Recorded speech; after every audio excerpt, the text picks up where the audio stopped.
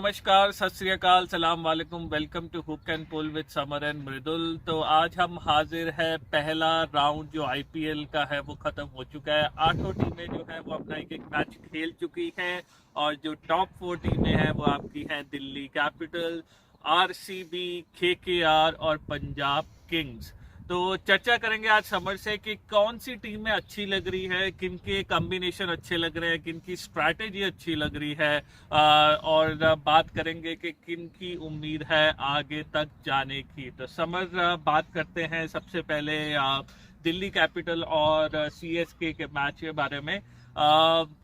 CSK की team काफी बढ़िया लग रही है, बैलेंस लग रही है, 11 तक बल्लेबाजी है, लेकिन जहां तक सवाल है कमी की, तो वो लगा कि शायद टॉप पे थोड़ा स्लो खेल गए। टॉप में 2 विकेट गिर गए थे मृदुल। शुरू में आपने देखा होगा कि फैफ डुप्लेसी और ऋतुराज बहुत जल्दी निकल गए। सबसे अच्छा देखने को मिला कि सुरेश रैना आए और जबरदस्त वापसी की उन्होंने, और फॉर्म में लगे। जिस हिसाब का मतलब फॉर्म लेके गए थे वही फॉर्म लेके आए हैं। तो अच्छा लगा सुरेश रैना को फॉर्म में देखते। एक महेंद्र सिंह धोनी ने अच्छा चेंज किया था कि मोइन अली को फर्स्ट डाउन भेज दिया उन्होंने, और उन्होंने अच्छा खेला। और उन्होंने जब सुरेश रैना अपनी इनिंग बिल्ड कर रहे थे तो उस वक्त उन्होंने जो है पेस रखी थी इनिंग की।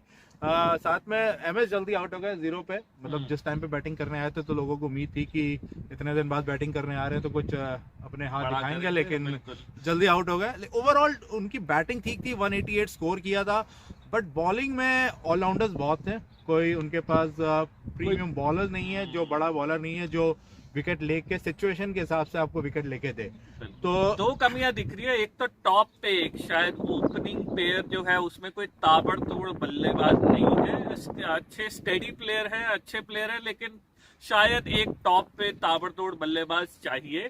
और दूसरी जो कमी लग रही है वो ये है कि हालांकि दीपक चहर बहुत अच्छी विकेटें देते रहे हैं सीएसके को पहले 6 ओवर में, लेकिन शायद जिस पिच पे वो खेल रहे हैं मुंबई में, थोड़ा बैटिंग फ्रेंडली विकेट्स है, तो वहां पे उनको एक जो एक्सप्रेस पेस बॉलर है उसकी थोड़ी कमी महसूस होती है। बिल्कुल। और आप देखोगे उनके पास जो बॉलर्स थे उस दिन, क्योंकि ब्रावो का आप हटा दीजिए, ब्रावो जो है वो डेथ में बॉलिंग करते हैं। तो शुरू में दीपक चहर हो गए, शार्दुल हो गए, सैम करन हो गए और मोइन अली और जडेजा आईपीएल में बहुत ज्यादा इफेक्टिव कभी भी नहीं रहे। तो अगर आप देखोगे तो यहाँ पे मुझे लगता है कि उनकी टीम लैक करती है, और शायद आने वाले दिनों में ये एनगीडी के साथ जाए, क्योंकि साउथ अफ्रीका के सारे प्लेयर्स अभी तक नहीं अवेलेबल हुए हैं। शायद आने में अभी टाइम लगेगा, शायद 1-2 मैच और निकल जाएंगे। और बैन हॉफ को लिया है इन्होंने हेजलवुड की जगह, उनका भी आने में शायद अभी समय है। दिल्ली की बात करें, उनके हालांकि जो है श्रेयस अय्यर नहीं थे, पर लगा नहीं कि कोई कमी है, बिल्कुल जबरदस्त। और इनफैक्ट उनके पास रबाड़ा नहीं थे, उनके पास नोके नहीं थे, फिर भी एकदम एक तरफा मैच दिल्ली। देखिए, हमने आपको बोला था कि क्रिस वोक्स खेलेंगे, क्रिस वोक्स को खिलाया, बॉलिंग कराई, हेटमायर को खिलाया। उनके आने के बाद साउथ अफ्रीकन बॉलर के बाद इनको थोड़ी मुश्किल होगी सिलेक्ट करने की, क्योंकि क्रिस वोक्स बहुत अच्छी बॉलिंग करी थी उन्होंने। ऊपर से उन्होंने हेटमायर को खिलाया, जरूरत नहीं पड़ी। लेकिन तब उनकी बात कर हम छोड़ देते हैं, इस वक्त बात करते हैं पृथ्वी शॉ, शिखर धवन। आपने शिखर धवन को बोल दिया था कि इनका अब करियर T20 में है नहीं, तो दुखी हो गए इससे, और उन्होंने जबरदस्त पारी खेली। मतलब ताबड़तोड़ बैटिंग थी उनकी दोनों की, और मैच वहीं उनके सीएसके के हाथ से निकल गया। हम आगे भी बात करेंगे कि जो इस समय इंडियन टीम में आने के लिए लड़ रहा है उसकी आप परफॉर्मेंस देख रहे हैं इस आईपीएल में अभी तक। अगले मैच पे आते हैं, केकेआर और एसआरएच की हमने काफी तारीफ करी थी, लेकिन हमने अपने वीडियो में भी एक कमी गिनाई थी उनकी, और वो था मिडिल ऑर्डर। अच्छा मैच चल रहा था, बेयरस्टो ने खींच दिया था मैच, लग रहा था जीत जाएंगे, लेकिन वही कमी विजय शंकर और उसके बाद अब्दुल समाद को शायद ऊपर खेलना चाहिए था विजय शंकर से। उससे पहले भी मैं देखता हूँ कि बात करूं अगर मनीष पांडे का क्या रोल है मृदुल। मनीष पांडे एक इंडिया के मेन बैट्समैन है जो एसआरएच से खेलते हैं, और मतलब अगर उनको इंडिया खेलना है ना तो उनको मैच जिता के देना पड़ेगा एसआरएच को। क्योंकि मैंने देखा है मनीष पांडे खेलते ठीक है, लेकिन कभी भी उनकी मैच विनिंग पारीज बहुत कम होती हैं। वो तो क्लोज ले जाते हैं और फिर उसके बाद या तो आउट हो जाते हैं। आप नॉट आउट गए और आप मैच हार गए, मतलब मुझे ये थोड़ा अजीब लगा वैसे। और स्पेशली जब आपने 62 या 61 बॉलें खेली हो, नहीं शायद नहीं, 44 44 बॉलें के लिए खेली 62 और रन बनाए थे। 62 रन बनाए थे उन्होंने।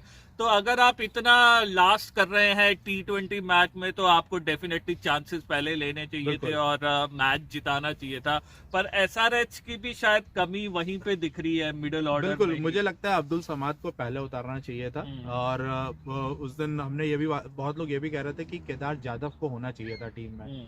विजय शंकर की अगर आप परफॉर्मेंस आप कहोगे ना, बड़ी मीडियोकर रही है over the period of time. मतलब उनकी परफॉर्मेंस वो मैच जिता के नहीं दे सकते आपको। मैंने देखा है बहुत सारे मैचेस में वो स्टार्ट भले ही दे देते हैं, 10-15 रन 20 रन बनाते हैं, फिर वो आउट हो जाता है। लेकिन ऐसा जो हम लोग ने उस दिन भी अपने डिस्कशन में बोला था कि इनको एक स्ट्रॉन्ग मिडिल ऑर्डर बैट्समैन चाहिए। अगर उनका टॉप ऑर्डर अगर जल्दी आउट हो जाता है तो कोई वहां पे इनिंग को जो है बिल्ड करके उनको भुवनेश्वर और जिताए। संदीप का शायद ऑफ डे गया तो मैं उसको ज्यादा सीरियसली नहीं लूंगा। पहला मैच है, कभी ऑफ डे हो जाता है, आगे देखते हैं वो कैसा करते हैं। लेकिन केकेआर की बात करें, ओवेन मॉर्गन बड़ी अच्छी तरह उन्होंने बॉलिंग अपने जो भी ऑप्शंस अवेलेबल थे उनको अच्छी तरह उन्होंने चलाया।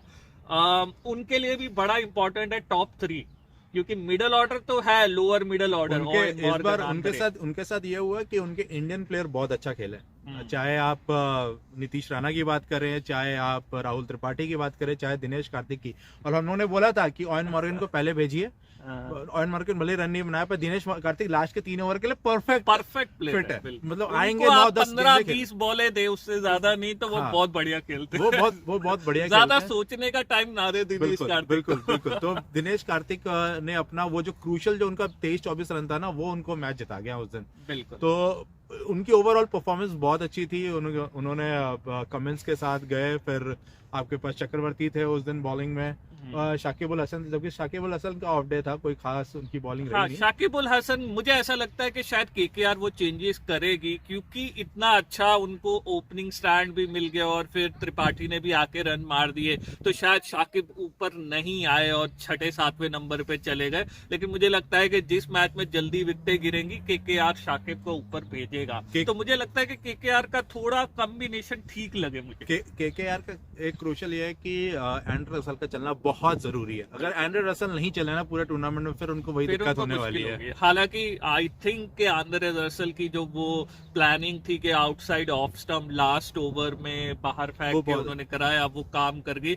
इसमें शायद ओवेन मॉर्गन का भी, और पहला ओवर आप याद रखिए हरभजन सिंह से करवाया गया डेविड वार्नर के अगेंस्ट। तो ये ओवेन मॉर्गन है, ये मैचअप्स के हिसाब से जो है अपने बॉलर्स यूज करते हैं। तो डेफिनेटली ओवेन मॉर्गन का केकेआर को फायदा होगा। अब करते हैं आज की बात। तो मतलब 440 से 45 रन बन गए मृदुल मैच में। तो आप उससे समझ सकते होंगे कि बॉलर्स की तो बहुत धुलाई हुई होगी। देखिए, फिर मुंबई की पिच है, बैटिंग विकेट है, और ये हम कह चुके हैं कि 200 से ऊपर मारना होगा मुंबई में, अदरवाइज आप जो है नहीं बचा सकते मैच। पर बात करते केएल राहुल की, आज उन्होंने बैटिंग भी जबरदस्त की और स्ट्राइक रेट उनकी हम बात कर रहे थे कि कैप्टेंसी के दबाव में शायद स्ट्राइक रेट उनकी पीछे जा रही है और उस वजह से पंजाब ने स्ट्रगल किया लास्ट ईयर। आज चेंज दिखा, थोड़ा बिल्कुल चेंज दिखा, और उन्होंने अपने 91 में से 58 रन उन्होंने बाउंड्री से बनाए। इवन दीपक हुडा की मैं बात करूंगा, उन्होंने 28 गेंदों पे 62-64 रन। दीपक हुडा की मैं बात करूंगा क्योंकि ये मैंने चर्चा सुनी थी समर के। दीपक हुडा को बरोडा की टीम से डिसिप्लिनरी रीजन की वजह से निकाला गया। सईद मुश्ताक अली वो नहीं खेले। उन्होंने एक प्रेस कॉन्फ्रेंस करी जिसकी वजह से काफी बवाल हुआ, और आज उनका शायद जवाब था बोर्ड को कि मैं जो है इफेक्टिव प्लेयर हूँ, और जो उन्होंने खेला डेफिनेटली पंजाब को एक बड़ी एडवांटेज दे गया वो आज। बिल्कुल। और अगर आप राजस्थान की बॉलिंग देखें तो उनकी बॉलिंग बहुत इम्प्रेसिव नहीं थी। खाली एक चेतन सकारिया को छोड़ दें, बिल्कुल उन्होंने 3 विकेट लिए। भावनगर से आते 23 साल के युवा हैं और उनको मौका मिला इस बार आईपीएल में। उन्होंने जबरदस्त परफॉर्मेंस दी। बाकी सारे बॉलर, वेदर क्रिस मॉरिस, आपके तेवतिया, बेन स्टोक्स, गोपाल, सबको मार पड़ी। आरआर की मुझे आज 2 कमियां दिखी। एक तो बॉलिंग लाइनअप, अगर जोफ्रा आर्चर नहीं है तो ये हर बार 200 खाएंगे, इतनी गारंटी है, क्योंकि बॉलिंग काफी कमजोर दिखी। दूसरी जो मुझे इनकी प्रॉब्लम लगी कि आई थिंक ये Ben Stokes I know number 1 allrounder है, लेकिन आप जबरदस्ती उनको ओपनिंग पे क्यों चढ़ा रहे हैं, जबकि जॉस बटलर आपका हमेशा से ओपनिंग में अच्छा जो है वो खेलते आ रहे हैं। संगाकारा का मैंने पहले भी कहा था, मैं बहुत बड़ा फैन हूँ स्ट्रैटेजी के मामले में। आई होप कि वो ये चेंज करें। बिल्कुल। और बात करते हैं उनकी बैटिंग की, संजू सैमसन कमाल की बैटिंग दिखा दिया कि भैया मुझे वो कैप्टनसी हर मिली है। आईपीएल में शुरू एक अच्छा इनिंग करते में जरूर दिखाते हैं कि भाई उनके पास कितना टैलेंट है। आई होप ये कैप्टनसी और ये साल उनमें चेंज लाए, उनको जो है ग्रेजुएट करे उस लेवल से नेक्स्ट लेवल पे। लेकिन हमको ये देखना पड़ेगा कि बाकी टीम उनको कैसे सपोर्ट करे। बिल्कुल। और जबरदस्त बैटिंग की है, मतलब उन्होंने भले Match deserve कर रहे 63 थे बॉल जीतना। तो। खेल के उन्होंने 118 रन 119 रन बनाया। मैच हार गई राजस्थान, लेकिन कम्पिटेटिव परफॉर्मेंस थी दोनों टीमों से। तो मुझे लगता है ओवरऑल ठीक था। मार पड़ी है जाय रिचर्डसन और बिल्कुल, ये मेरेडिथ को। स्टेप अप है। बिग बैश में जो प्लेयर्स हैं आते उनको हैं। ये देखना पड़ेगा कि आईपीएल एक अलग लेवल अलग है, लीग है, उसमें यहाँ पे आपको जो easy है नहीं बहुत जबरदस्त स्किल्स लेके आना पड़ेगा, तभी आप सक्सेसफुल हो सकते हैं। सिर्फ बिग बैश में चलने से नहीं होगा, आपको बहुत सारे नए स्किल इधर आके सीखने पड़ेंगे। तो अच्छा लग रहा है, स्टार्ट अच्छा हुआ है आईपीएल का। दो बॉलर्स ने अच्छी बॉलिंग की पंजाब से। एक तो हो गए हमारे मोहम्मद सामी, उसी रंग में रूप में दिखे और 2 विकेट लिए, क्रूशियल विकेट लिए। बेन स्टोक को पहले ओवर में निकाला उन्होंने, और अर्शदीप और अर्शदीप ने 3 विकेट लिए। अर्शदीप की कमाल की परफॉर्मेंस, उन्होंने मैच जिताने में उनका बहुत बड़ा और योगदान है। रिमेंबर, हमेशा पंजाब राजस्थान रॉयल ये दोनों टीमें इंटरनेशनल प्लेयर पे बहुत पैसा फेंकती है, लेकिन इनके सारे जो लोकल प्लेयर है वो 20 लाख 40 लाख 50 लाख पे है। तो ये दोनों टीमों को सोचना चाहिए। बिल्कुल बिल्कुल, अपने प्लेयर्स को ग्रूम करिए और जो है इनको एक नई हाइट दे, अब उनको मौका एनकरेजमेंट दीजिए, मिले। पैसा दीजिए, तभी बिल्कुल। वो आगे ग्रो करेगा। बिल्कुल बिल्कुल। चलिए, हमारे चैनल को लाइक करते रहिए, सब्सक्राइब करते रहिए, अपने फीडबैक शेयर करते रहिए। हम आपके साथ जल्दी ही जुड़ेंगे अपने नेक्स्ट एपिसोड के साथ। तब तक stay connected with hook and pull with Samar and Mridul. Thank you. Thank you.